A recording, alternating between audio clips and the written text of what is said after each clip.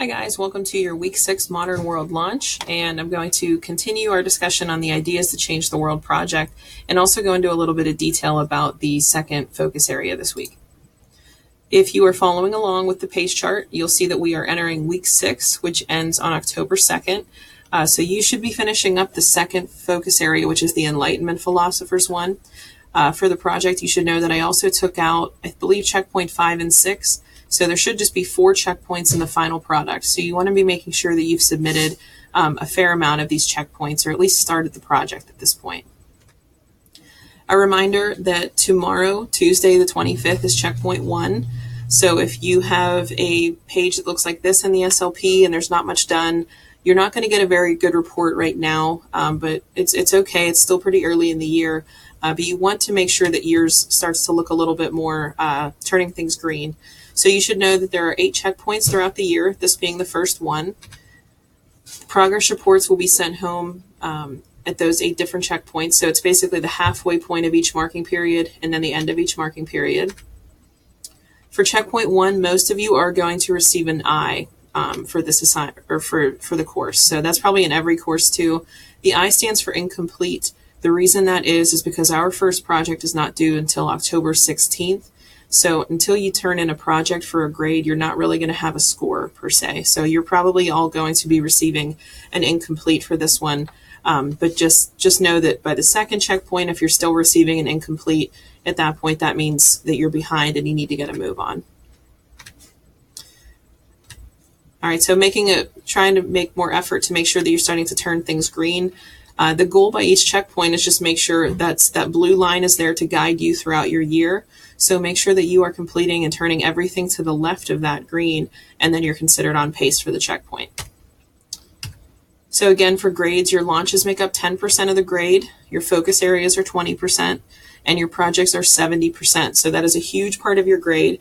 It's impossible to pass the course without them, and they're really not that difficult. So I know that some of you are just a little stressed and worried to try it, but you have to try. It's okay if you even turn in the worst possible thing. It's okay. At least you turn in something. That allows me to give you some feedback, and then you can make it better on the next attempt. So nobody's asking for it to be perfect.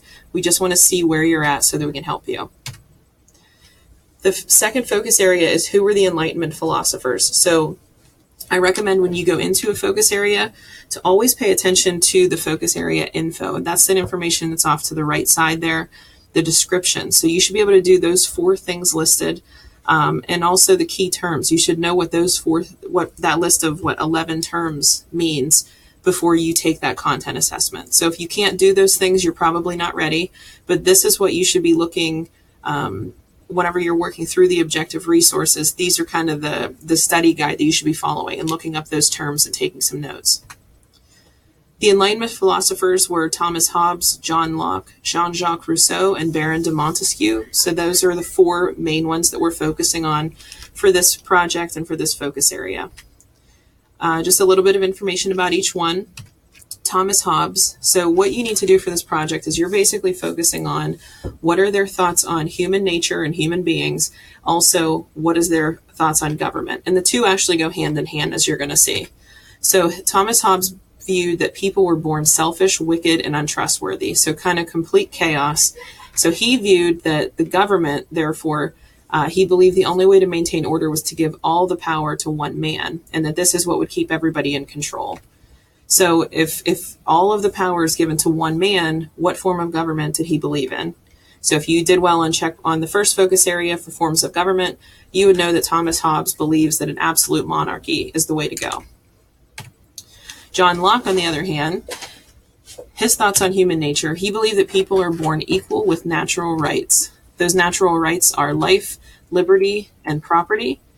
And basically just that everybody's equal. They should all have the same access to those 3 things. And then as a result, his thoughts on government, he felt that the government is there to simply protect the people's natural rights, and that government should be made by the consent of the people. So people should be agreeing to what is actually happening in the government that, quote, rules them. So some of these ideas probably sound pretty familiar to you, and it's because he greatly influenced the Declaration of Independence. So a lot of his ideas found their way into the American Declaration of Independence. Baron de Montesquieu, his thoughts on human nature, he viewed that people are born equal, but the society can make them corrupt and power hungry. And then as a result, his thoughts on government, he said, because people tend to get corrupt and power hungry, it's important that we never let one person be in control. We need to have a government that has 3 branches to divide up the power. So that, again, is something that you're probably pretty familiar with, and that's how the United States runs their government. And the last one is Jean-Jacques Rousseau. His thoughts on human nature, he believed that people are born good, happy, free, and equal. And that thoughts on government, he said, because people are naturally good and happy, free, and equal, we should be able to be trusting the people to vote. He believed that people should have a social contract with the government. What that means is basically the people are expected to behave and do what is asked of them, and that in turn the government would provide protection from foreign wars and just making sure that they had the general best interest of their constituents in mind. So if that's what he believed, what kind of government did he believe in? So that would be what we're currently in, is a direct democracy. The people are trusted to vote. We directly vote for the people who represent us. Just to quickly remind you that the Ideas That Change the World project, the final product is due October 16th. So that would be these 3 things here. You got to make sure that the first 3 checkpoints are in. You want to make sure those are green. And then you'll be working on the 4th checkpoint and the argumentative claim paragraph. So the only thing that's actually getting a grade from this entire thing is 1 paragraph that you're writing, which is that argumentative claim paragraph.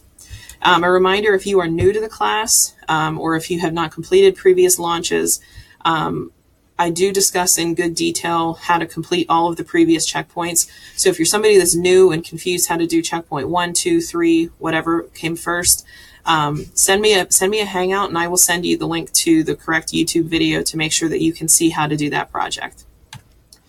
I know some of you are you're already ready to give up on this year. I know you're behind, but we've only been in school for 5 weeks. So that means that there's still 32 weeks left. That's a long time.